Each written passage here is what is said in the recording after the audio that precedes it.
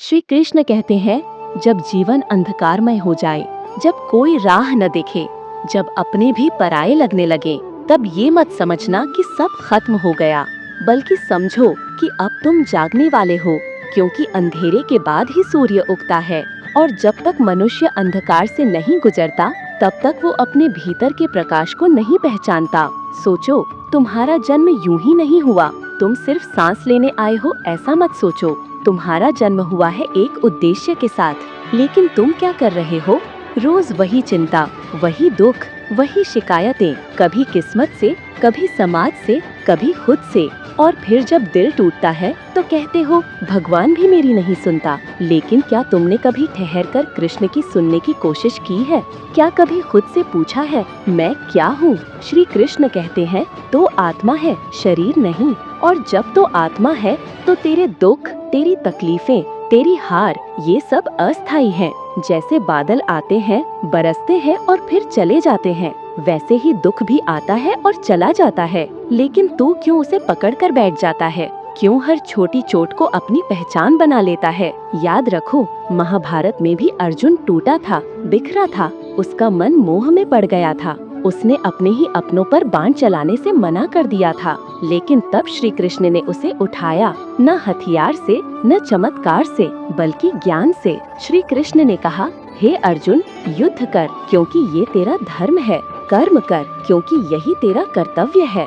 फल की चिंता मत कर, क्योंकि वो मेरे अधीन है। और यही बात आज तुम्हारे लिए भी है। तुम बार बार हार जाते हो, क्योंकि तुम बार बार फल की चिंता करते हो। तुम सोचते हो, लोग क्या कहेंगे अगर मैं असफल हुआ तो? लेकिन श्री कृष्ण कहते हैं, जो मनुष्य अपनी आत्मा में स्थित है, उसे न किसी की प्रशंसा से खुशी होती है, न किसी की निंदा से दुख। जब तक तुम बाहरी दुनिया पर निर्भर रहोगे, तब तक तुम्हारा मन डगमगाता रहेगा। लेकिन जब तुम अंदर उतरोगे, अपने ही भीतर श्री कृष्ण को अनुभव करोगे, तब तुम अपराजेय बन जाओगे। हर इंसान की जिंदगी में एक ऐसा मोड़ आता है जब वो खुद से हार मान लेता है, जब लगता है कि अब और नहीं झेला जाएगा, जब लगता है कि सब छूट गया, कोई साथ नहीं। लेकिन कृष्ण वहीं पर प्रकट होते हैं, जब तुम टूट जाते हो, थक जाते हो, रो पड़ते हो, और तब वो कहते हैं, मुझे थाम लो, मैं हूँ तुम्हारे साथ। क्या तुमने कभी अकेले में, आंसुओं के बीच उनका नाम लिया है?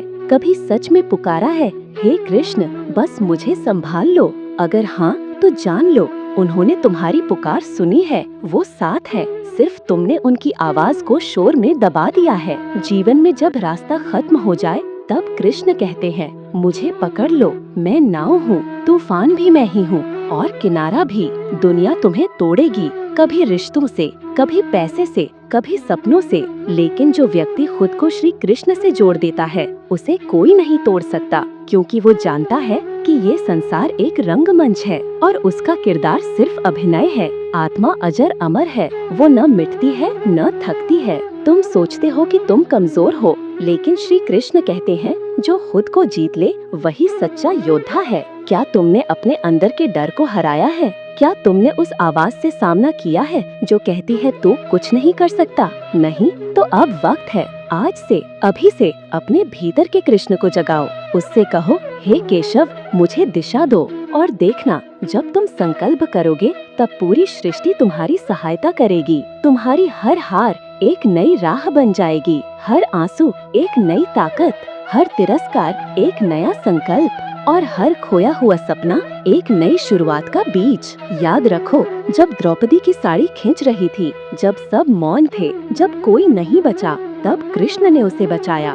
क्यों? क्योंकि उस क्षण वो खुद को भूल गई थी और पूरी श्रद्धा से बस कृष्ण को पुकारा। और उसी श्रद्धा में चमत्कार छिपा है। तुम भी जब खुद को छोड़कर, अहंकार, भय और दुख को त्याग कर सिर्फ कृष्ण को पकड़ लोगे, तब जीवन स्वयं चमत्कारी हो जाएगा। इसलिए मत सोचो कि अब कुछ नहीं हो सकता, अभी सब हो सकता है, क्योंकि जब तक सांसें हैं तब तक संभावना है, और जब तक कृष्ण है तब तक हर असंभव संभव है। तो उठो, जागो, कर्म करो और खुद को याद दिलाते रहो, मैं वो आत्मा हूँ जो हार नहीं सकती, क्योंकि मेरे साथ स्वयं श्री कृष्ण है। जय श्री कृष्ण।